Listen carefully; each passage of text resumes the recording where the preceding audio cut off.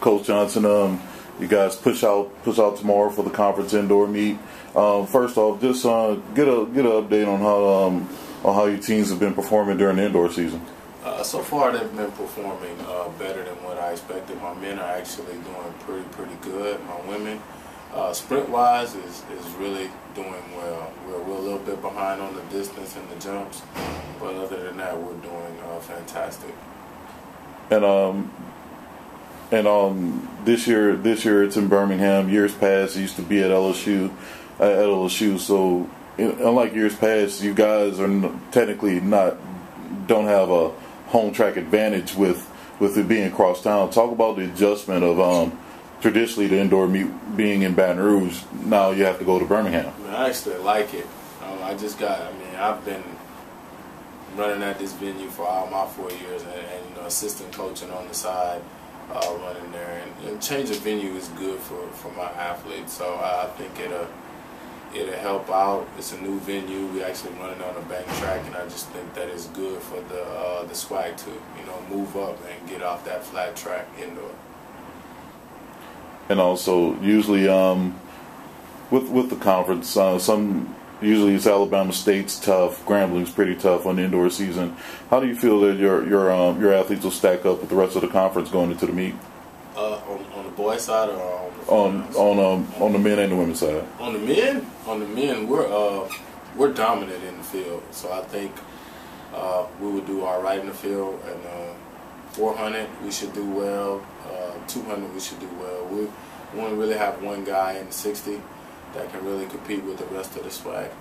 But overall, honestly, I really can't see us, if we go there and do what we're supposed to do on the men's side, not winning this year. I think we have a good enough team in order to win. If not, we're going to come in a close second. But for the women, like I said, we're just sprint dominant. We just don't have enough girls in the field and mid-distance in order to compete. My prediction is maybe 5th, but we just have a whole bunch of women that can sprint and nothing else. And who would be some of the other clubs in the conference that'll pretty much factor into the overall standings? For the women, it's going to be Alabama State and I would say PV. Now they both have really tough teams, and I think everybody else in the conference is just like 1-1, so they'll be fighting for those 3rd, 4th, and 5th positions. But Alabama State, they're always strong. They've been holding the conference down for a while, and PV's up and coming. So for the men, Grambling State has it, but I don't think they're that tough this year. Just from looking at the results and actually got a chance to compete against them, I think that there's a new reigning champion coming around for the men's this time. And amongst your athletes, were there any surprises with the performance during the indoor season? Some pleasant surprises for you as the indoor season kept progressing up to this point? And who do you see really competing individually in individual events on both sides? I think Anthony Collins in the 60. Last year he finished 3rd. He went 688. We have LaMel Mosley, who's my freshman, who was ranked number 7 in the nation in the quarter coming out of high school. He looks primed to win it. I don't see anybody that's going to stand in his way. Benjamin Evanston, who finished 5th outdoor, that ran 155. Michael McCullough, who has the leading jump so far. So far, the men's long jump is Michael McCullough, Darius Scott, Dre Woodland, and Josh Albert. And right now in the rankings, my guys are 1 through 4. So I think we'll be fine. And on the women's side?